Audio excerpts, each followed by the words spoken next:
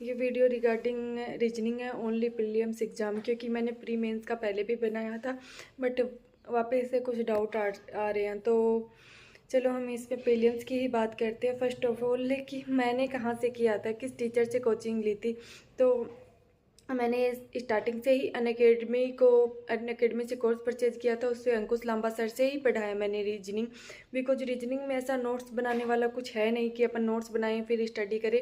तो पहले आप मतलब 2-3 दिन में हो जाएगा सारे, मतलब जैसे सिलोलिज में कोडिंग डिकोडिंग है, पजल्स है, जो भी टॉपिक्स हैं उनके मेथड और ट्रिक्स देख लीजिए कैसे सर अटेम्प्ट करती हैं। अपन ने उसमें कैसे अपना खुद का मेथड लगा के कैसे कर सकते हैं। तो वो आप 2-3 दिन में आराम से रीजनिंग हो जाएगा। मतलब जितने भी कॉन्सेप्ट है ना आप अच्छे से क्लियर कर पाएंगे। और फिर उसके बाद में प्रैक्टिस शुरू कर दीजिए, क्योंकि ना रीजनिंग में प्रैक्टिस बहुत ज़रूरी है। प्रैक्टिस पे ही इम्प्रूव होगा स्कोर। और एक्यूरेसी मैटर करती है कि हम जैसे हम पजल्स पढ़ते हैं तो पजल को जल्दी जल्दी पढ़ते हुए राइट को लेफ्ट पढ़ लेते हैं या फिर एक लाइन छोड़ देते हैं, उससे पूरा पजल बिगड़ जाता है और टाइम बहुत ज़्यादा लग जाता है। और बैंकिंग एग्जाम में तो टाइम को मैनेज करना बहुत ज़रूरी है।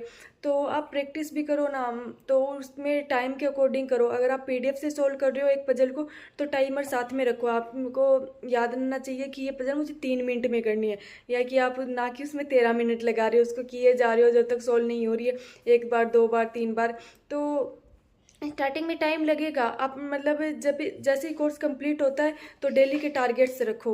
जैसे एक टू डू लिस्ट बनाओ, उसमें लिखो रीजनिंग के लिए क्या करना है। रीजनिंग के लिए जैसे मैं बनाती थी, मुझे आज 15 पजल्स करनी है और 10 to 20 सिलोलिज करने हैं, इतनी कोडिंग डिकोडिंग करनी है, चाइनीज कोडिंग डिकोडिंग करनी है, या फिर इनइक्वलिटी करनी है। जैसे भी आप करना चाहो ना वो लिख दो और बॉक्सेस बना के छोड़ दो। और जैसे क्विज के लिए फ्री शॉर्ट तो प्रैक्टिस मॉक है, उस पर फ्री क्विज आपको बहुत सारी मिल जाएगी। वो कंप्लीट हो जाता है तो आप स्मार्ट कीड़ा की भी मतलब स्पीड रील्स है तो वो रीजनिंग के लिए आप परचेज कर सकते हो, स्पीड बढ़ाने के लिए वो भी बेस्ट है।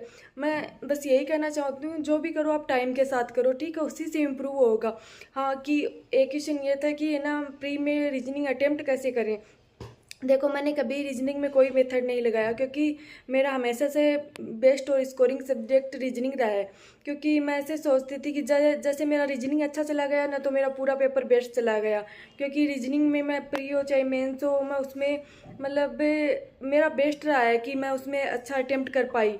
हाँ कोई पेपर टफ साइड आ जाए कि किसी से 10 ही अटेम्प्ट ना हो, उसमें मैं 20 कराऊँ, वैसा तो कुछ नहीं था। बट मेरा प्लस पॉइंट हमेशा रीजनिंग ही रहा है। तो मैं तो 1 से स्टार्ट करती थी और लास्ट 35 तक कंटिन्यू चलती थी।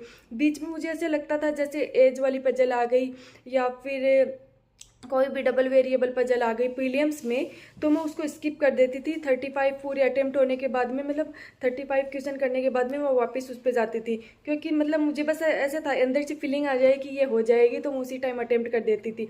बट अगर आप न्यू हो और आपको पजल्स में प्रॉब्लम हो रही है या फिर मिसलेनियस में दिक्कत हो रही है, तो एक मेथड ये भी है कि आप पहले पूरे मिसलेनियस अटेम्प्ट करो और पजल्स को मार्क एज रीड में रख दो, बाद में जाके आप पजल अटेम्प्ट करो। अगर आपको छोटी लग रही है, लाइनर लग रही है, तो आप पजल उस टाइम भी अटेम्प्ट कर सकते हो। यही है कि आप मतलब, और मैं ज़्यादातर रीजनिंग में स्पीड बढ़ाने के लिए मैं सुडोको भी कर देती, क्योंकि सुडोको है ना एक माइंड गेम है। तो उसमें हमें कोड करना सीख आना होता है कि हम कोड कैसे कर पाते हैं। तो मैंने ये काफ़ी वीडियोज में बोला है, किसी को टाइम वेस्ट लगेगा बट हम खाली 5-7 मिनट तो खाली बैठे ही रहते हैं, फ़ोन चलाते हैं, उसमें सुडोको कर लिया तो वो बेस्ट चीज़ है, ठीक है। और ज़्यादा से ज़्यादा आना मतलब प्रैक्टिस करो, क्विज लगाओ, सेक्शनल मॉक रीजनिंग के सेक्शनल। अगर रीजनिंग में किसी का स्कोर इंप्रूव नहीं हो रहा तो सेक्शनल मॉक बेस्ट चीज़ है। सेक्शनल मॉक लगाओ, दिन में 3-4 लगा लो तो आपका ऑटोमेटिक स्कोर इंप्रूव होगा। ऐसे नहीं है कि मैंने आज बताया आप कल कर रहे हो और फिर परसों बोल रहे हो कि स्कोर इंप्रूव नहीं हो रहा। टाइम लगता है हर चीज़ में, प्रैक्टिस ही बेस्ट सोल्यूशन है इसका। मॉक टेस्ट जो आप मतलब कहीं किसी भी टीचर से पढ़ लो, कहीं से भी पढ़ लो। मैंने पुनीत सर का भी नाम सुना है, अच्छा पढ़ाते हैं। नीति मैम भी अच्छा पढ़ाती हैं और आप इनसे भी कर सकते हो। और एक सर और सॉरी धूर सर है या फिर मुझे उसका नाम कंफर्म नहीं है, तो वो सर भी अच्छा बताते हैं। तो आप किसी से टीचर से भी देख सकते हैं। बट बेस्ट चीज़ वही है कि आप है ना जिसको भी फॉलो करें, अच्छे से करें और फिर आप जिसको भी फॉलो करें और कंटिन्यूसली है ना मतलब प्रैक्टिस करते रहें तो बेस्ट चीज़ यही है। मॉक टेस्ट देते रहें और मॉक में परसेंटाइल ज़रूर चेक करें अपना, रीजनिंग में आप कितना परसेंटाइल ले रहे हैं, ठीक है। तो आई होप रीजनिंग के रिगार्डिंग सारे डाउट्स क्लियर हो चुके हैं।